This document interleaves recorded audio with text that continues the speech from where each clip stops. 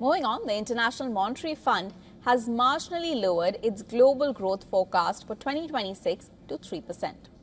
The key risks remain the economic impact of the Iran war, elevated energy prices, trade fragmentation, and uncertainty around AI-driven market expectations.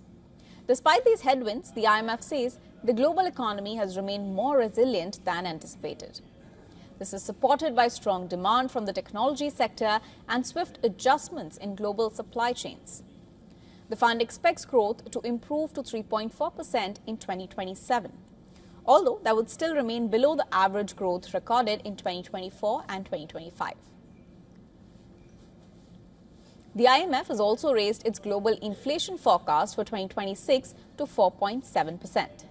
Energy prices remain a major concern, with oil and gas costs about 25% higher than before the conflict began in late February.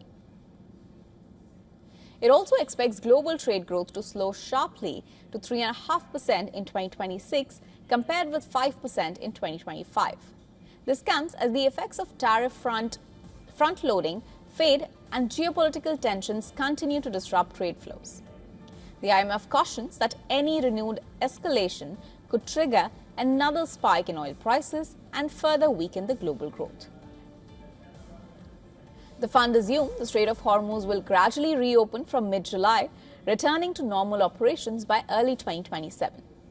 However, that assumption looks unlikely, at least in the short term, given the rising tensions again. In line with the IMF warning, oil prices recorded their sharpest increase in nearly 2 months after tensions re-escalated in the Gulf. Among major economies, the IMF has slightly lowered India's growth forecast to 6.4%. The number reflects the impact of higher global energy costs and weaker external demand. However, India continues to remain the fastest growing major economy, supported by resilient private consumption and strong services activity. The IMF has upgraded India's growth forecast for the next year, indicating that expectations of a stronger recovery as external pressures ease.